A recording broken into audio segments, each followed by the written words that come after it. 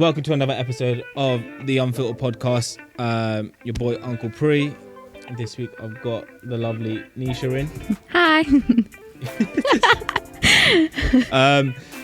By the way, we've got the same room as I recorded last time, but they're putting some fancy new sofas, which is fantastic. But I've had to set up the room kind of myself, so if this looks dodgy or a bit sus, we're working on it. It's a work in progress. As you lot know. I'm hoping these lights and cameras brighten up a bit, but if they don't, then it is what it is. But yeah, welcome. Thank you for asking to come onto the pod. Much appreciated. I always love it when people reach out and want to get unfiltered. Why don't you tell everyone a bit about what you do? So I'm Nesha from Nesha's Canvas Creations. I think a few people might already know sort of my page. It's basically my art portfolio, really, sort of an online virtual art world and sort of in my head. And I think a lot of people don't really know the true story behind why I started doing artwork, where it came from, and sort of it's not just this side hustle that came about from COVID. And yeah, I thought I'd get out of my comfort zone. I've been listening to your podcast. And some of the people that you had on there, I'm like, oh, I mean, that sounds really cool. Or like it resonates. Or I was like, you know what, do something that sort of pushes yourself. Sweet. And have a voice. I think this year, sort of one of my goals is to have a voice, feel heard. Because I feel like in our culture or our sort of generation, like people don't really listen, actively listen. So like, it's kind of like, you get sort of surface level responses or people aren't actually understanding. So yeah, I think I just wanted to shoot my shot and reach out. And so yeah, thank you. Here we are, we're here.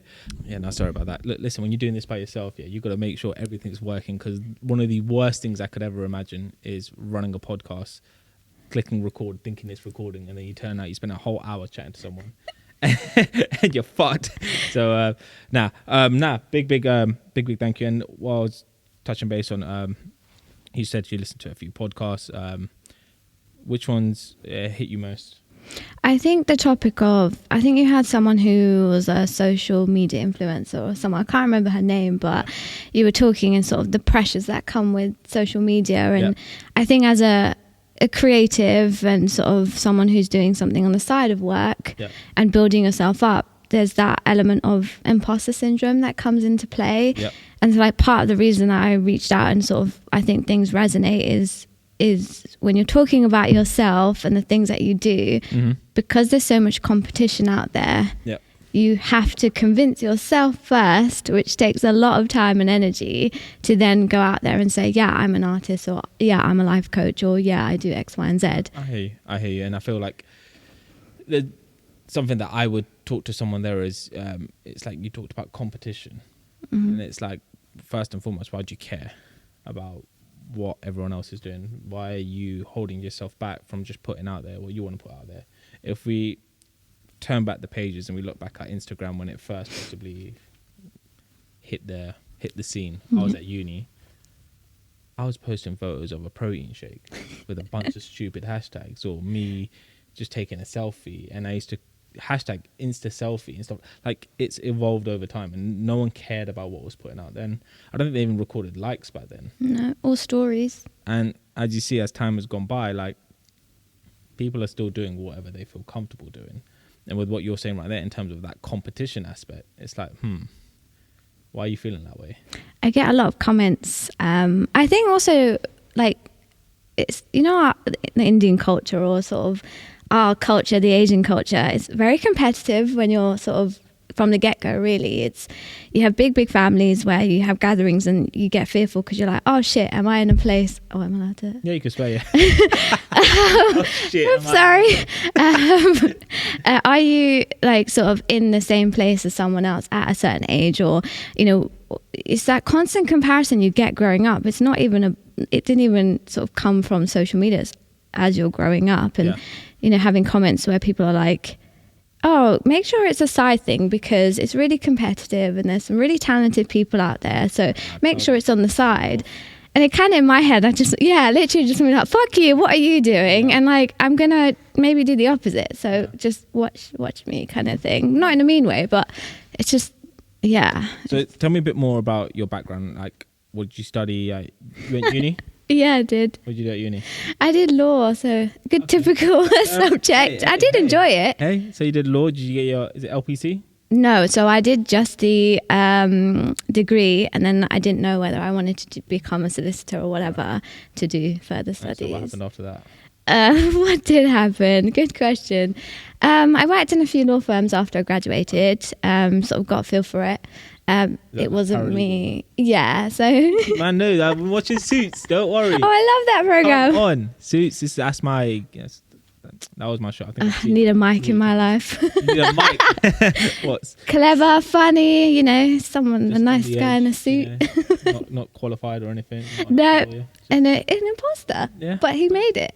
Fair. He convinced people, Yeah, see? a very long way around it, but you did it. Paralegal work, and sort of didn't work at great companies, but I learned so much. And I think one company I got an opportunity to work within the HR space. Yeah.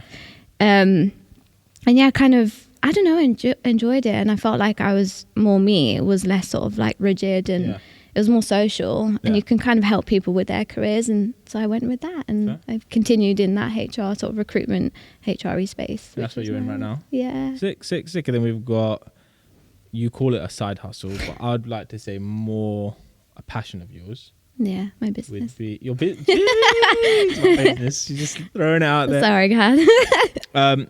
And you're an artist. I am an artist. Why did that sound weird? I don't know. It's convincing yourself that you are. And I think because I have a lot of stuff to learn and build in my skills as an artist, You have to learn. There's a continuous process. You don't have to. You want to learn. There's a big difference. You don't have to do anything. That's true. I mean, I have to put in the work because I enjoy it. Yeah, that's fair, but you're putting pressure on yourself. The minute you just said, I have to learn to like be better. No, you want to learn. Like if you're comfortable with what you're doing right now and it gives you joy, why do you need to do more? I don't know. It's that trying to prove. Exactly. What are you trying to prove to? I guess myself, but mainly it ends up being outward. Who do you really need to prove to? Because if what you're doing right now, you've already said it's not a side hustle, it's a business. So you've sold pieces of work. Mm-hmm. What else do you need to prove? I mean, I don't know. I just want to be on the top of my game, and I don't feel like I'm there yet. That's fine. But that's a want to improve. That's not necessarily I have to be there. Yeah. That's the social media pressure. Is it social media or is it something else? I don't know, both. You feel like you're not... I don't know. I mean, the art thing came from... we all have bad breakups and those exes, so you kind of obviously feel like you're not good enough. Yeah. So maybe it is like an inward battle of... Gosh, you went deep so quick. Shit.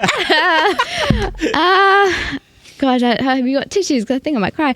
Oh, man, that's next episode. I'll bring tissues. Sorry.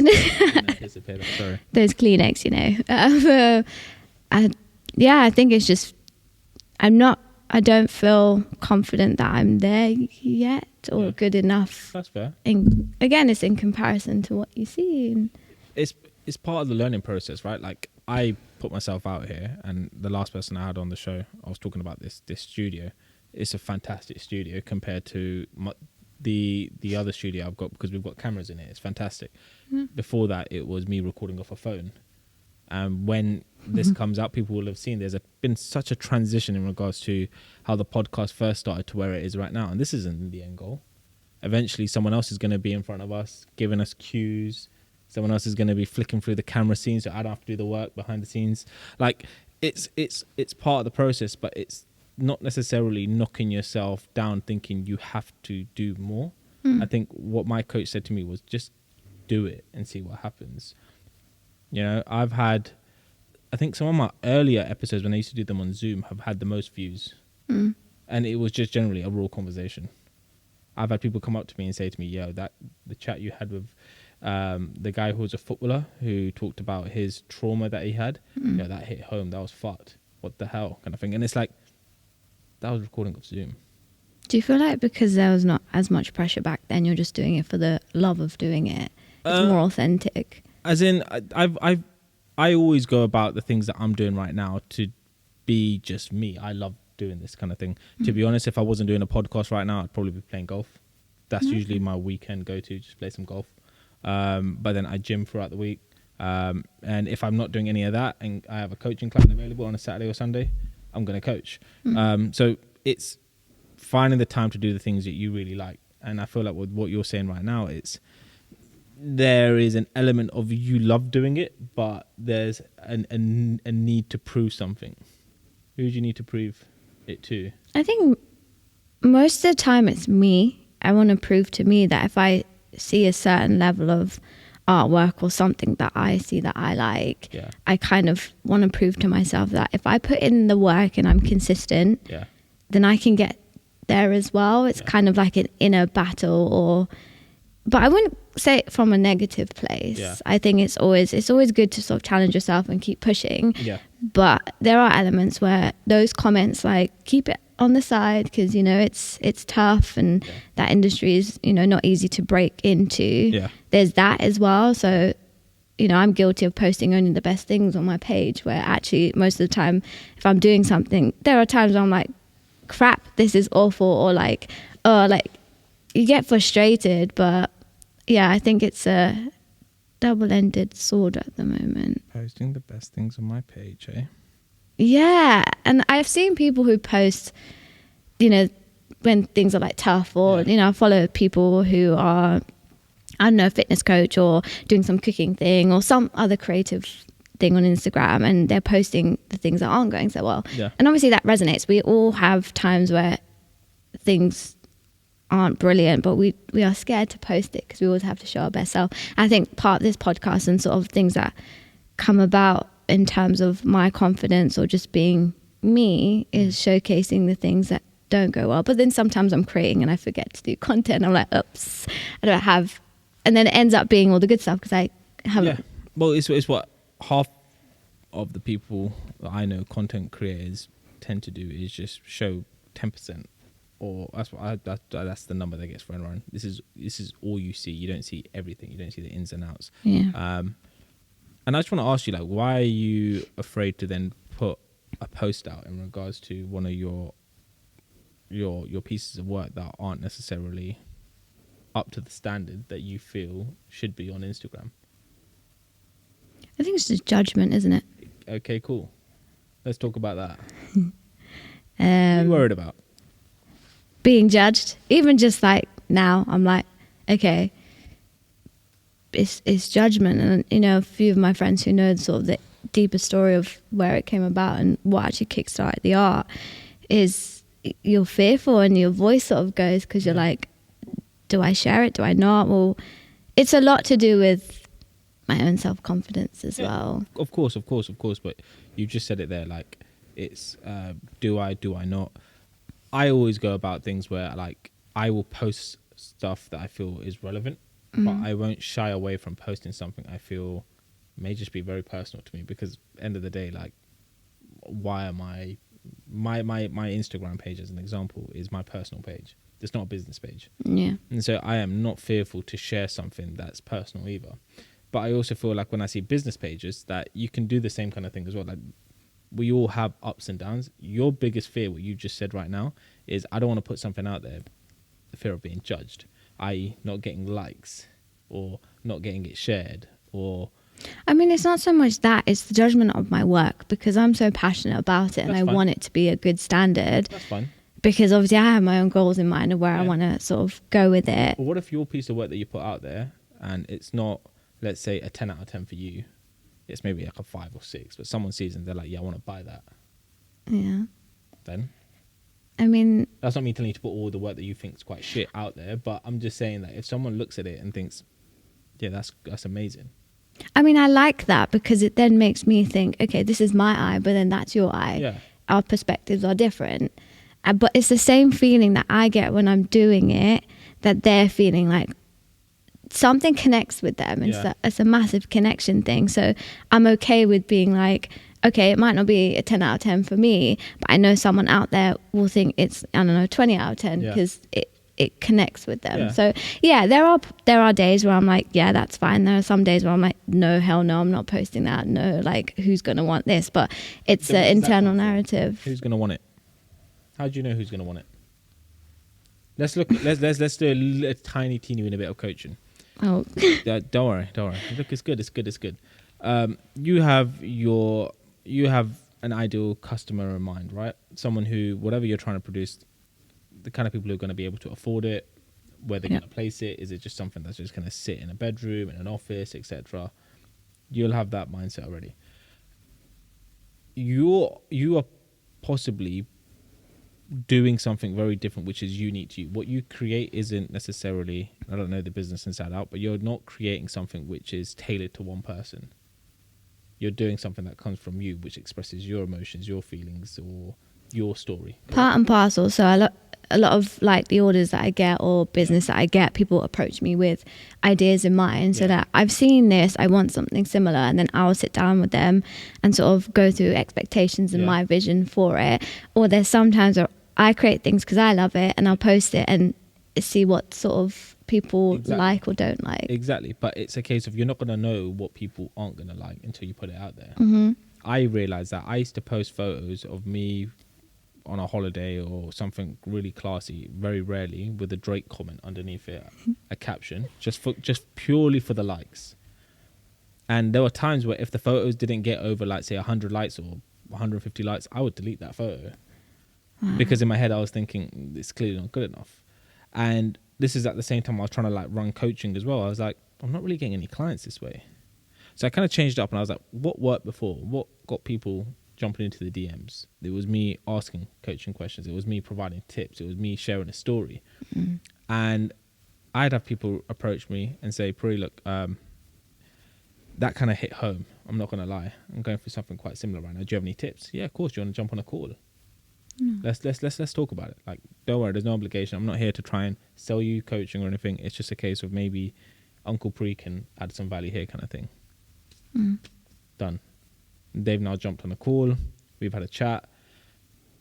We've either worked together or I've pushed them in a direction where they can start taking steps forward. That's working towards my passion and purpose. To get more of that, I've got to put out what I think is going to resonate with the people who are going through these challenges. And what you're doing right now is the opposite. You're waiting for that justification, the gold star, the seal of approval, rather than just doing what you feel is right for you. If you're feeling shit right now and you've created something that looks quite shit, maybe that just resonates, feeling like shit, and someone wants that as a reminder that, yeah, I don't want to feel like that. That's going to be my go-to. I think it's hard with the whole... That's not to say your work's shit, by the way. Your work is actually quite lit, I'm not going to lie. Thank you. I think it's different. Obviously, when you're...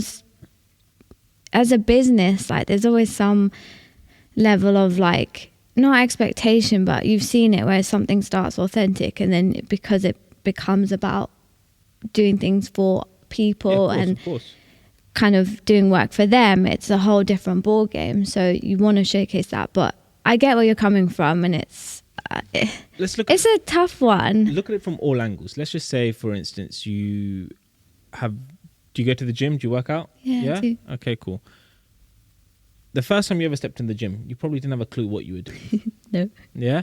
But over time, you've learned how to use certain machines, maybe got yourself some confidence to go step into the weight section, pick up the dumbbells.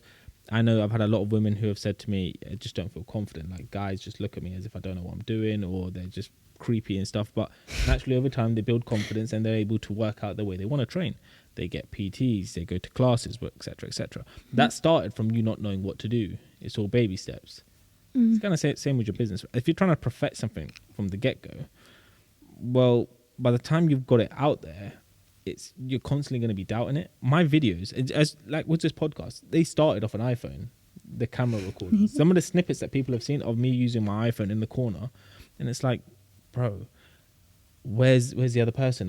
I only recorded myself. Why? For content. What? You've not got video? I'm like, it's coming soon, slowly. And eventually we're here right now where we've got 3 cameras in here. Yeah. You know, we've got LED lighting in it, but it's a process. Now, this may not be the end goal. I might have some sort of different background where it looks like we're on a beach, or I don't know where this is going to go, but it's part of the process. For you right now, it's a case of you're fearing doing something in the event that it needs to be perfect. Your business is your baby. It's going to grow.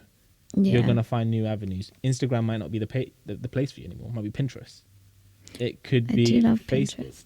It could be LinkedIn for all you know. It could be going to some...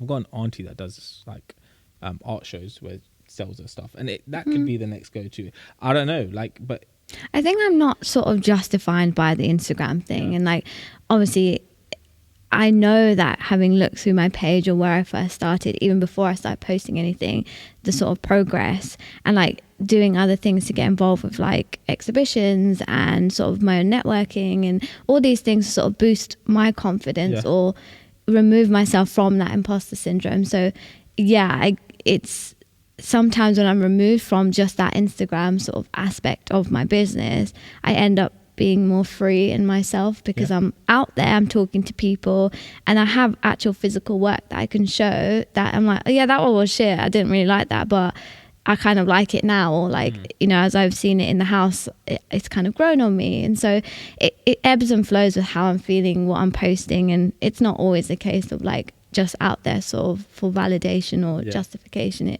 I know it's kind of developed, and I want to continue to. It's a process. It's a process. And like, look, this time next year, your concept, your idea of what this could be something completely different. I never thought I'd see myself in here, but I manifested that I'd be in a studio with cameras and stuff. Unfortunately, I found somewhere, and I'm buzzing every time I get to come to the studio. So it's, again, part of the process. But one of the things I wrote down was this whole reason. You kind of touched on it, the story. No. And like, if you feel uncomfortable in any of this, don't worry, but it is unfiltered. So no, I think that's the whole point, I guess, is when people ask me, oh, what inspired you to start art? Or, you know, what was it? It wasn't just COVID. It wasn't everyone needed something to do as a side hustle or some creative outlet, which to be honest, I think that time 3 years ago, oh my God, COVID was like 3 years ago. Everyone came out of their shell and sort of had some sort of, not hustle, but some creative outlet, which I think was great. But I think growing up, I've always sort of been a creative kind of person, either like cutting and sticking things, making things, and sort of it came from, it was like how many years back now? A good few years now, you know, sort of going through a really dark place. So bad breakup with, there's always that one ex that sort of screws you over, and then you have to do a do-over, and you're like, okay, what do I do now? Like, who am I? So I fell into sort of a really dark place, and there was art basically, it saved me from suicide. It saved me from not being here. And even, oh God, even saying it out loud is like, shit, did that happen? And obviously I mentioned before we got on this podcast, just as a general, if you believe in sort of angels or people or things that come to you at a certain time. And I honestly have so much gratitude towards this particular person, and they know who they are, because it was sort of, I had a bit of a life break, so I was not working, sort of figuring myself out, trying to deal with everything. And then normally I'm like a night, not a night owl. Normally I go to bed at quite a decent time, so like 10:30. If you message me after that, I'm not going to reply to you till the morning. So I have sort of a routine, but in that, when you're in a dark place, you don't have a routine. You're just like, what am I doing? So I was up late, and obviously living at home, you're kind of battling things quietly, or people sort of don't know how to approach you or talk to you about things.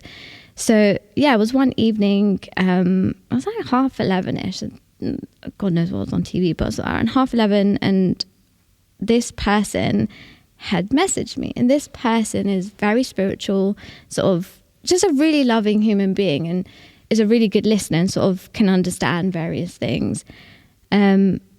And we were just talking, and I was saying really vague things like, oh, how do you sort of get out of a bad place? Or like, if you want to remain positive, but you know, you're going through shit, like, how do you battle the two sort of energies that you're feeling. And he or they sent me this guided meditation link. Yeah. Just randomly, and I sort of clicked on it, and I was just like, what is this? Like, you're curious, and like, what is this? I put my headphones in, and I instantly, I don't know why, I burst out crying. Yeah. And it was kind of like the meditation makes you think of your younger self. So like, I have this photo in my house of like when I was like maybe 2 or 3, and it's like this small person with this like typical bob that everyone has and the fringe and everything, and I could just picture that me, and I was just like, that little me, like, I need to like hold it and protect it. Like, what are you doing?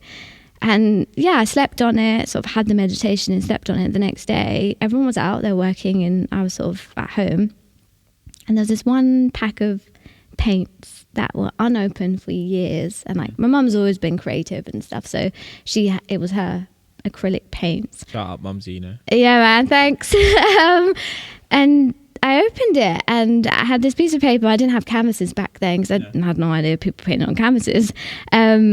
And I painted this Buddha, and for 8 hours straight, I was in my zone. I had music on in the background, like in my bubble. I even forgot to eat because I was so like engrossed in this painting.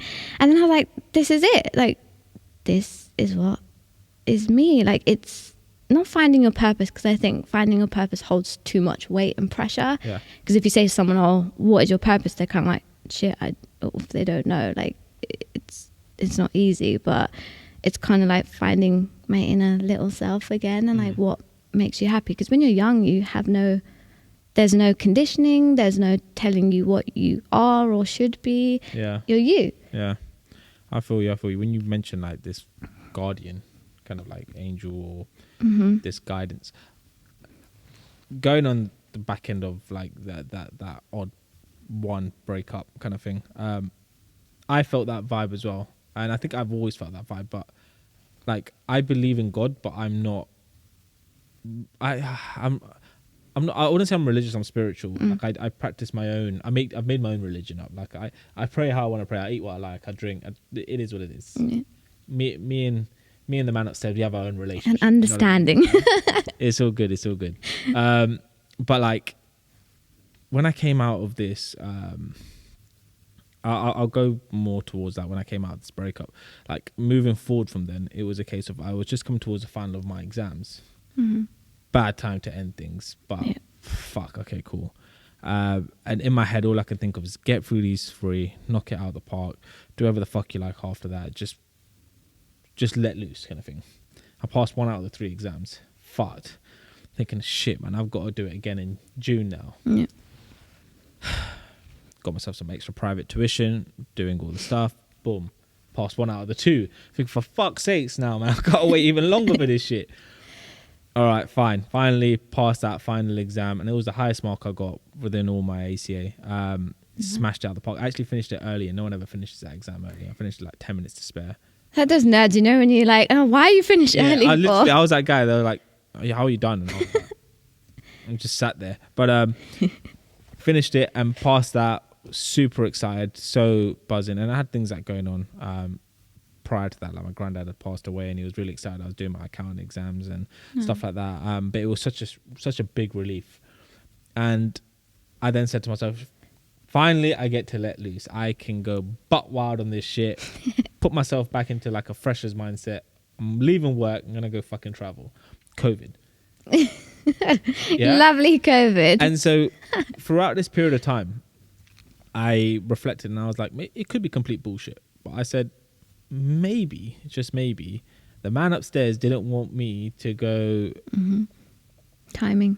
Just go on a hoe phase.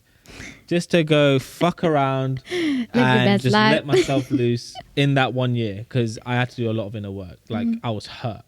You're not just going to do that, Pre. You've got to... Were you on the receiving end of the breakup? Yeah. Oh, yeah. Not ideal.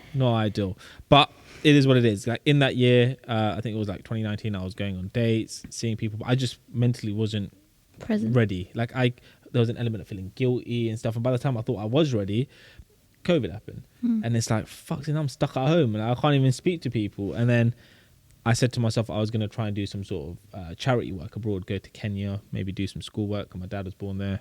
I don't think I could do well with teaching English because my English is horrible, as you can tell. But like maybe like do some sort of maths or build schools or something like that. Anyway, that didn't happen. So hence why coaching happened. And then all of a sudden I found this newfound love for coaching and helping people and Instagramming and stuff. And I feel like that guidance took me off the road from being someone I didn't really want to be. So I resonate there. Like I feel like I personally feel like there's some sort of nice people, or I feel like if those things don't happen, like I always look back and I'm grateful for it now. Back then I was like, why me? Like it's just so shit. And you're just like, honestly, like is there anything else you could throw at me? But when you're at that point, it's kind of like, okay, either I fight for myself and keep pushing, or I like sort of stay in that hole. But I think when you're on the receiving end of a breakup with someone that you really cared about and you sort of put your all into and so vulnerable, it kind of drives you to think, you know, lots of things wouldn't have happened if that didn't happen to me at that 100%. Time. I wouldn't even have met that person, that my angel, if I was still with my ex. I don't think I would be here if I was with my ex, and that's like no shade on her or anything. It was just more of a case of the mindset back then was to work, save as much as you can, start a family soon, this, that, and the other. I possibly wouldn't have jumped into the creatives. I'd still be doing Drake posts. That's what I would be doing. But obviously over time you find yourself and you find a lot of inner work that needs to be done to become a better person. Yeah. And it's definitely been a blessing in disguise, 100%. Hindsight. I'm actually very grateful for the whole experience because I think it taught me a lot in regards to not necessarily the breakup itself, but like not to give up because my exams were a priority. And how to work even harder despite the fact you failed. Like, how do you pick yourself back up? What didn't you do last time that you could do this time to just take it one step further? Do you feel like you were supported through it? I did have some support. I've got a tattoo on my arm. My next door neighbor, she's like my guardian angel. I call her my fairy godmother in some way. So she was like a very, very good outlet just to let things out to and just remind me it's okay, keep going and stuff. But I do feel like within that process, albeit I had support over the years. I've been single now for like 4 or 5 years. 4 years, shit, it's a fucking long time. I need to get on with it. I've been enjoying myself, don't worry. But, still look useful, it's fine. I feel like a kid, don't you worry. But it's a case of like, in this time, there has been things that have been thrown in my direction that have got me thinking, what the fuck, man, you lot need to shut the fuck up. Stop applying unnecessary pressure right now. Like, and I feel the guy I am right now versus the guy I was back then, I possibly may have not had those conversations or spoken to those people to tell them to calm down and be very vulnerable and real with them as I am right now. And I get a lot more support and love than I ever have had. So do you feel like you being vulnerable and opening up and like setting that sort of, it's okay to do that? Do you find people or like family or people who maybe weren't there back then have now opened up and sort of been able to be a better support network because you're all connected? Oh yeah, 100%. Vulnerability. Like my mum asks me all the time, like, you okay? What's going on? And like, it'd be something we'd say in passing, but it's not like how it is right now. It's actually it's a lot more joyful, would I say, when she asked. Even my dad, he'll ask. I love how you're interviewing me now. In fact, it's my show. And yeah, but no, we're good. Yeah, nah, like my sister, she'll catch up. Me and her are like best friends right now. It's very weird. We used to be at each other's neck and we're like homies. Like she jumped onto the pod and like very vulnerable in her wanting to speak about some of the shit that she's gone through. Very grateful when she heard a couple of my episodes. She was like, I know why you're doing what you're doing right now. Need to come through. Bish bash bosh. There we go. And like, yeah, we're homies. But what about you? Do you feel that way as well? Do you feel like you're getting support right now? I have to admit, I'm really grateful for the small knit circle that I do have because yes, they are so supportive. And I think back then when I was going through things, because people don't sort of hadn't spoken about things back then or weren't able to sort of know how to approach me, it was a lonely road. But I think now over the years, it's kind of, I'm really grateful for my friends and like a few family members, because I do feel supported and I feel heard. I think that's the main thing, is am I being listened to and actually listened to? Because I feel like I'm like a good listener, and like I'll remember the little things and sort of actively listen. Like you won't see me with my phone out if I'm with someone. But I used to do that all the time. Very rude. It's so annoying. It's like, you know, when you go for dinner with someone and then like texting someone else, it's like, okay, do you know what? I'm just gonna leave. Am I here? Like, Like, shall I call you? Oh, when my dad does it, I'm like, give me your phone. We're putting it here. Don't even look at it. That generation, they're worse than we are. They're so bad. They're so bad. Honestly. And you're like, hey, why are you on your phone? I'm not on my phone. You are. It's like, I can see you. But no, I have a better support system now, and I absolutely love all of them. They know who they are. Shout out to all of you lot as well. Big up. Love you guys. But I think a lot of it's to do with your own inner work as well. You can't also rely on other people to help you get through. And part of like the journey of like doing you, unfortunately, you have to sort of distance from maybe people or energies that no longer sort of resonate. And it's hard, because it's like if you've been in the same space or sort of been friends with people for so long, over time you do change. And sometimes when you take a step back as the giver to everyone else, your time, your energy, your effort, your love, and you give that to yourself, people think, shit, you're a shit friend, like you've just disappeared on me. And it's like, no, the real ones know that this is just how you are, and you need that time. Because I'm like, I feel like over the years, as much as dealing with all of the breakup, then doing like the art stuff, everything, it's kind of like I never really had a chance to put that energy into me. And until reading sort of books and things that encourage you to like invest in yourself, I think I understand it now, but people don't agree with it. And I'm like, I don't give a shit. Like if you think I'm a shit friend because I haven't messaged or we haven't spoken or met up, just leave me alone. Like I don't hate you. I have so much love for you, but let me do me, because you've got where you want to. It's kind of my turn now. I like what you said there. It's like don't like pull on the heartstrings when you need me consistently, because like you haven't at least inquired whether or not I'm in the right headspace to be able to offer that support. You're just assuming I'm there. And this is like one of the lovely things that I've realized with like my day one boys. We knew each other from like the age of 3. And it's like 20 plus years later, we went to the same primary school. After that, all went different secondary schools, but we got even closer then. And then all went different unis, different paths of lives, but still to this day, they're like my brothers. They are still family. And it's a case of like, we may not see each other regularly. Everyone has different interests. I do this. They don't like that whole creative side of things, but hella supportive.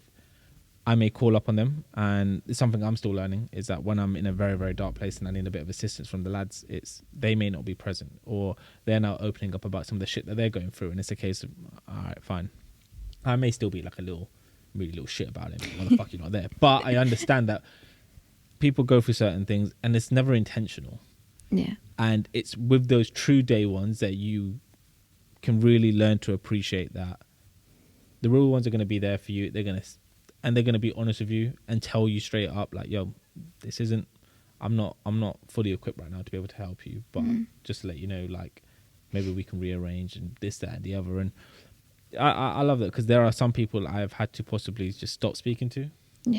And it's not from a bad place, because you're... No, I've got nothing but love. And I feel like that doesn't get seen clearly, but I've got nothing but love for these people. It's just a case of like, we're on 2 different paths, and I just don't think we align right now, or you're asking for too much. And it's a case of, not once have you really like tried to share that back towards me. And I don't want to just keep giving. I've learned that I'm a people pleaser, but I'm not pleasing you just for the sake of it, because that's not doing me anything. I want to please the people where it gives me a sense of happiness inside as well, kind of thing.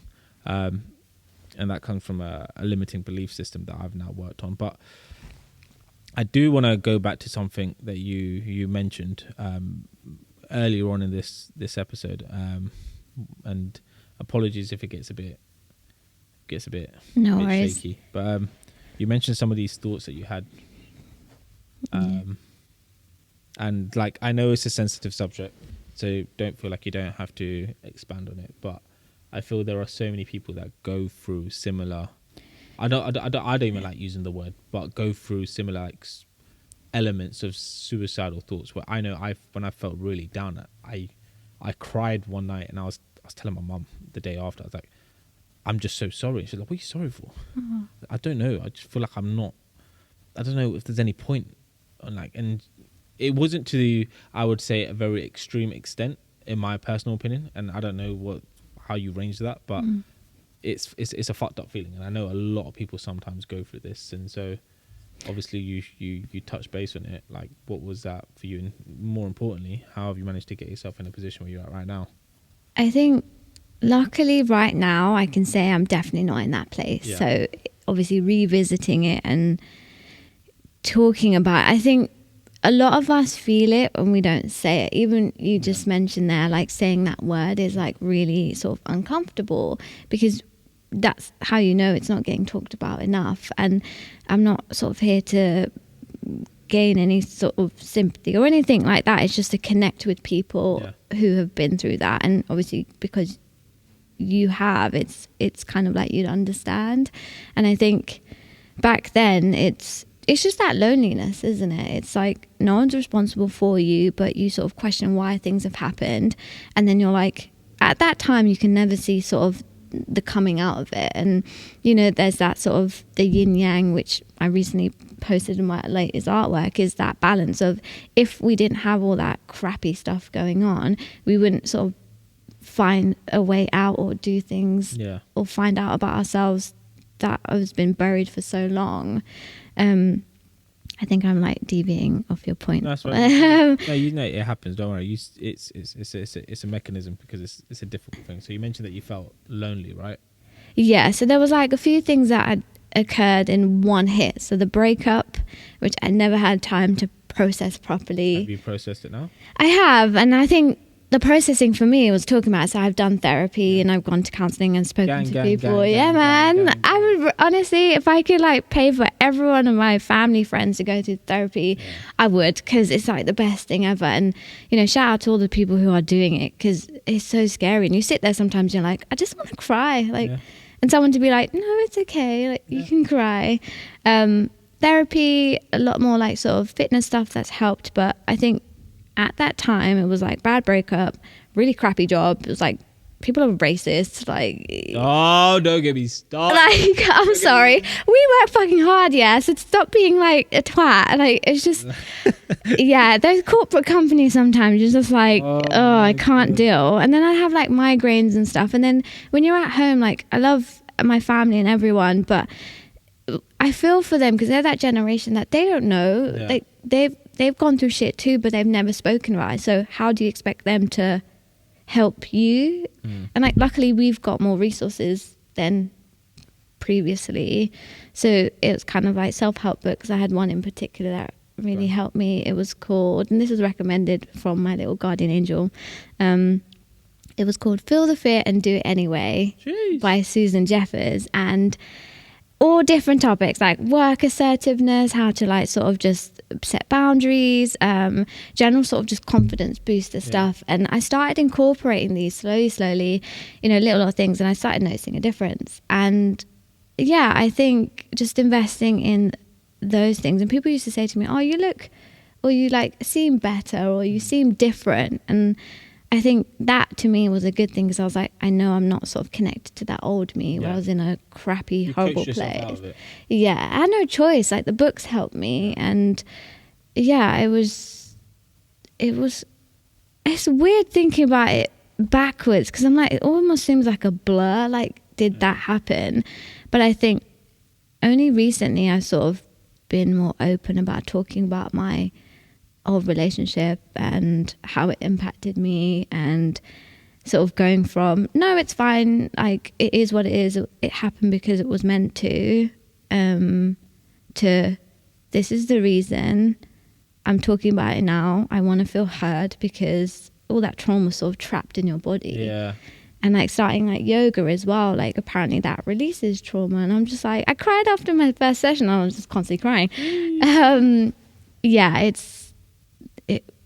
I don't know, everyone finds something to sort of pull yourself out of that, but when you're in it, you're just like, where's the way out? And so when you reflect on that right now, obviously the journey is the journey, but with people who are possibly going through a very difficult breakup or experiencing an element of a trauma or still haven't got out of that place right now, what kind of tips would you say, or what kind of advice would you give them to say that it's okay, things are going to be brighter?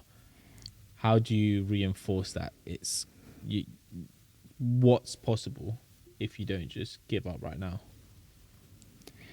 I think there's maybe a few things. I think knowing and thinking about who you might feel safe with, and safe meaning you can be completely vulnerable and talk about things and you know you're being heard, because people go through breakups and it's like, I don't want to talk about it. Yeah. I'll just plow through, distract myself, and you end up getting into things that you really shouldn't have. And no hatred towards my ex, I care about you still, I hope you're well, whatever. But it's finding safe people or person to talk to and just saying to them like, look, I just want to vent, it's my way of processing. If you're okay with it, can I just sort of talk it out at you or to you? And then also just sort of going back to who you were before that and thinking about, okay, what was it that I was doing? What outlets did I have? So, if, people tend to then go gym and work on their external self. And it's telling your brain that it's okay to feel how you're feeling. Like we're human. We can't just be happy all the time, which I think a lot of cultures, generations, it's like, I just want you to be happy, sorted and settled, married with kids. And you're just like, okay, but happiness isn't just a constant, it ebbs and flows. And you probably know that too. I'd love to throw out something. Are you happy right now? You're happy right now? Because all I see is you arguing. Don't talk to me about being happy. Do you find they pause and they're like, yeah. I don't know who I spoke to when they talked about like, are you seeing anyone, this, that and the other. I felt like turning around and saying, yeah, I'm sleeping with this person at the moment. Just watch your reaction. Shut up.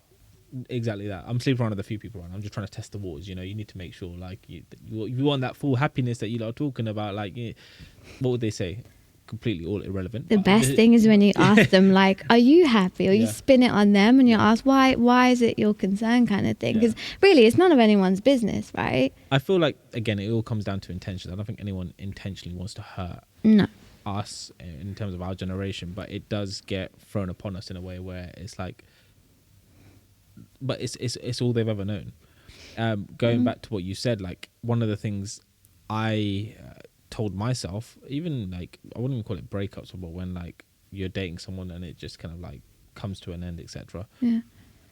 One thing I've learned throughout my whole journey in relationships is that after that first breakup, you realize that you were able to get into another relationship, whether it was a year later, 2 years later, whatever. It was going to happen because you naturally got yourself out of it. You did things differently than we did the last time, and again and again. And so in my head, it's now I'm at a place where if something doesn't go well, it's going to suck. And I know like this is going to be shit, but it's going to be shit. It's going to be horrible for a week or two or even a month, depending on how deep that person was to you in regards to your feelings towards them. Cool. You know what's happening. It's all right. You're going to be moody. You're going to be miserable. You're going to want to go for drinks. You're going to want to like eat out all the time. Whatever it is, you're going to do that. But there's going to come a point where you're going to be like, fuck this shit. I'm ready. Let's go. And it will happen again and you'll be fine. I think that you never really know when you're ready. Yeah. Like there's never a point like, hey, by the way, on the 21st of this month in this year, like things are going to happen. You can never put a time frame on when you're going to be fully healed. It's a case of you no longer feel like you're being held back anymore because you've let go. You've accepted it is what it is. I had that process where I thought I was ready a year later and it kind of wasn't. And it was like a year and a half after doing the whole coaching exercises and learning so much about myself. I was like, gang, this is... I was crying and all sorts, letting it all out. But I realized in that whole process, I always like to everyone, it's okay, it's fine, I'll accept it. Not once did I ever get to tell her, you're a fucking... But thank you for this process. But eventually I was able to, and I was able to get that closure. I didn't say it in that tone, but it's that that inner work that you get to do on yourself that then puts you in a position where you generally are so grateful. You wish them all the best, and it's like, thank you. I'm great, and you just enjoy life. Like I feel like I've grown up since. You mentioned something about a year later, said there's like this time span. Did you feel like there was pressure in certain time span to move into another relationship? No, I just felt in my head that I was tired of just seeing people for the sake of it, and I genuinely wanted to have a bit more company. I wanted to be able to go back to those late night calls. I wanted to do more datey. I'm a hopeless romantic, do all that cute stuff. So naturally I felt, yeah, I'm ready. I want to do this. So here we go. I don't really want to like just meet someone for the sake of it and buy. Like I want to try and get to know someone. So let me do things a bit differently. And naturally over time things just. Do you find the qualities in the person that you're sort of wanting in your future is different from what you had? Yeah, 100%. What are yours? Before, it's meant to be me. Like I know this is fun. I want to turn the table. The qualities. Yeah. For me, effort. Yeah. I think when you go on dates and stuff, and like this stupid bloody apps and stuff where you're talking, and then like if you meet, it's like it fizzles out really quick, or people take forever to even just meet up, right, or have a phone call. So I think effort for me is important, and like someone just wants to get excited about spending time with me because I think I'm fun and like have loads of different things to talk about. And this is what I mentioned as well, is like when you sort of have no choice after a breakup or whatever, or you don't have like I know people who have a breakup and they have like a go-to person as their next relationship quite quickly, so they've never had a chance to work on themselves or figure themselves out. And not to say that's a bad thing, it's when you go on a date or finally go on a date and having other things to talk about and being real and like being vulnerable. Like you have people who haven't dealt with their breakups and they're out there, but they have nothing to talk about. And I just find like I just want someone interesting and funny and loyal. Loyalty is a big thing, and to say, okay, we're going through a shit time, but I want to talk about it. Let's have open communication and feel safe. I want to make that person feel safe and say, I'm not judging. I want you to feel heard, and vice versa. And you know, back in the day, I would have been like, yeah, tall. I want someone with like a nice beard and dress is nice, or like all of this stuff. And now I'm just like, I just want a genuine person. Yeah. You know, that time attraction grows for me. I can't just instantly be like, oh my God, I want to be your wife. Yeah, no, fair. So I have 4 qualities that I look for from the very get-go in regards to processing anything further. One, I'm going to be controversial to what you just said. Physically, I need to find you good looking. There has to be a spark. If I don't find you good looking, like, don't get me wrong, attraction does grow, but like I've got to want to be in a position where like I want to take your clothes off. That's just me throwing it out there, hands down. Fair enough. Secondly, personality. Commonly put it out there, but I put attraction over that purely based on the fact of I can get to know a friend. Fine, well, great vibes, but then if I don't find you hot, then I'm not going to want to pursue things further. That's like you got to want to have that buzz. So personality, like we have to vibe, bounce off each other, and genuinely, like you're not a dick. I don't want you to just be like all up yourself and stuff. Like humble. Yeah, like you know, I'm not expecting you to be perfect. Like we all have flaws. I've noticed that in time, like when you get to know someone, some of their real traits come out, but it's more of a case of that's just them, and that's cool. Like they've been brought up a certain way, so naturally they're going to be maybe a little bit bratty because for whatever situation, how they got brought up, or the middle child syndrome, and they've like there are so many things, right? So it is what it is. Next, in line of personality is emotionally there, and what I mean by that is I can get very emotional, and I hate it when people say that you're too emotional. It's like, fuck off. I'm not. I'm just not. Such a stigma, isn't it? But it's a case of like, I want you to be able to express yourself, whether you're angry or happy, and like really be behind what I'm trying to do out here. I'm not saying that we have to align and you need to be a coach or an influencer or whatever it is, but be a supporter of the bigger picture in regards to my passion and my drive kind of thing. That doesn't mean, again, you have to do any of that. It's just it's nice to know that you got that love, an element of validation, acceptance, like you're doing sick free, keep doing it. And finally, and this is mad, but intimacy. If there's no intimacy, there's no point. I've been on dates with girls who have been beautiful, great personality, but something just I didn't want to pursue things further. And I think later down in life, if you haven't got that there, it's a case of that's going to be a problem. Whereas there have been times where I've dated beautiful looking girls, intimately they're there, but emotionally and personality non-existent. Do you know what it is? That sort of that intimacy grows because there's that initial spark and attraction, which a fair play we all sort of but if look you're umming and ahhing, it's a bit of. But sometimes I feel like with the instant gratification sort of generation that are coming as well, and what we're in, it's like, okay, I want to have sex right away, but you miss that connection of mental, spiritual, emotional. What mindset you're in right now, though, because if that's what you want, then you need to try and attract that kind of person, who also is on that same vibe, because then you'll realize that maybe you're both quite chilled, laid back, you're just enjoying the dating life right now, and together you'll learn. Whereas if you're trying to find someone who's not on that vibe completely, then stop attracting the fuckboys.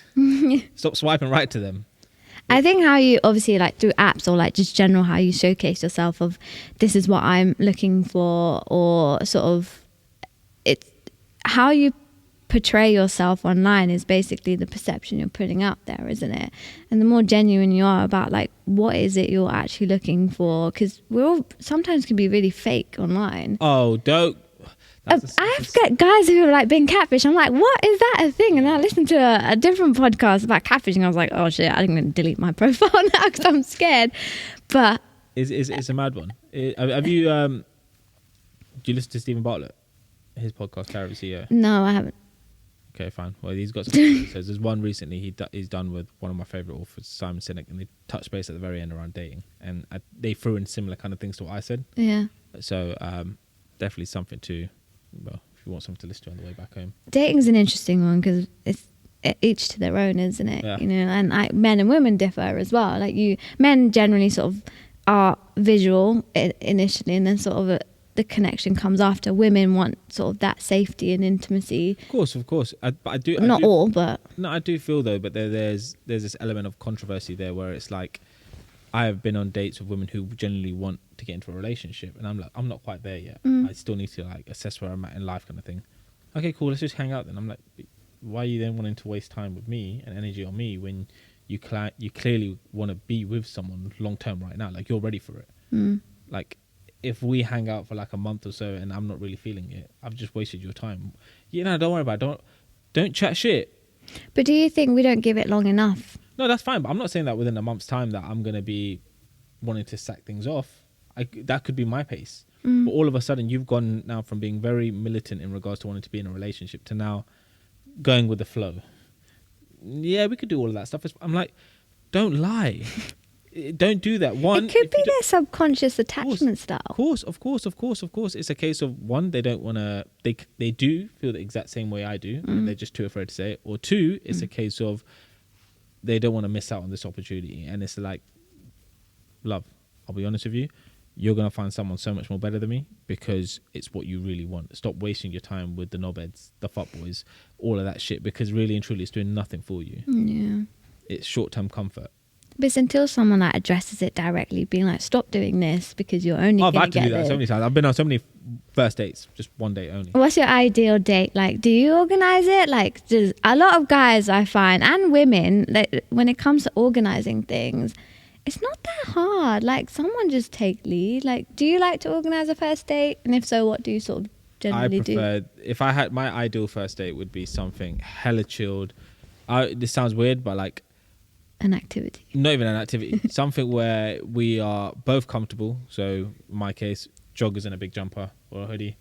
And in a very chilled environment. So somewhere where it's not like an interview scene. Yeah. A bit like this, like a sofa. So I would say like my house or something like that. I know it sounds weird, but the genuine idea of it is that if I could find an outdoor area where that was like a shisha lounge or something like that, but again, not everyone likes the shisha, and I try and stay away from it. But somewhere where I could just be sat here and just get to know you, maybe play some cards, get a little bit of something to eat, but really get to know you for who you are, rather than you feeling like you need to dress to impress or being on edge. And when I've gone on these first dates, and you can see like sometimes they're a bit sure. Talk to me. Let themselves loose. completely laughing, having a great time. And I'm like, look, see, you can authentically actually be yourself when you find the right person. I'm clearly not the right one because I'm not at where you're at, but there is hope. Don't feel like you need to dress to impress. Don't feel like you need to be anyone but yourself. Yeah. I'd rather get to know you for who you are, because I've already swiped right. I've already seen your profile. I've already kind of got to know you through message. I've heard what you sound like. All right, okay, cool, sweet. Let me get to know you. Don't come here and see me with all of this makeup on, your hair all glammed up, and I get it. You want to be somewhat presentable and feel comfortable in, but I want you to feel fully comfortable, not worried about like how you look. Like, I don't want you to be like this, like that, but. I think it's a good thing though, like that sort of chilled environment is when you make people feel comfortable or relaxed, like naturally they'll open up as well. Yeah. And yeah, I think because I don't know, I get this vibe that you're just easy to talk to in terms of like it just ebbs and flows through different things, and you have experiences that you're not scared to open up about. Naturally, they're going to do the same when you're on a date. Exactly. Tell them the most funniest dates or about whatever. Shit, swear, I went for the same thing. As soon as I catch them out, I'm like, swear. Hey, tell me more. You went on a date yesterday. Let me know all the juicy gossip. And they're like, what's wrong with you? I'm like, no, I just want to know. Like, be you. You're clearly going to be dating other people right now. That's totally fine. I'm not going to be worried or upset. Like, if you like me for who I am, you'll want to carry on chatting to me. If you don't, and it also works vice versa. I don't like you, I'm like, safe, bye. That's a good confidence thing though. It's not confidence. It's just knowing what you bring to the table, and it's like confidence in yourself. That's a person. But we're gonna have to put this to an end now, unfortunately. No, thank you. Nice. But I love how we just deviated for this whole conversation. Fuck's sake. No, it's been fun. Where can everyone find you? You can find me on my Instagram page, Nesha, with one E. So that's another thing. My name. Yeah. Is pronounced Nesha, so as if it was Nisha. Nesha or something. Oh, that's been the bane of my life growing up, and but Nesha with one E, and it's pronounced Nesha. _ Canvas Creations, and on there you'll find my website as well. So go and check it out, and hopefully, if anyone's resonated with anything, then I'm more than happy to speak to you too. Yeah. Thanks again for listening. It's been your boy, Uncle Pre. It's always a pleasure to be in the studio and record with my guests. I hope you have enjoyed this episode. And if you like stuff like this, please do like, comment and subscribe. It helps me take the podcast to a place where I can definitely bring in more people that are going to resonate with you, whether it's their stories, whether it's their journey, whether it's just something that they're going through right now. So definitely like, comment and subscribe if you haven't already. And yeah, much appreciated you staying in here. I love everyone that comes through, and I love all the comments and feedback that I get, so keep that coming through. And yeah, it's been your boy Uncle Pre, and I'm signing out. Peace.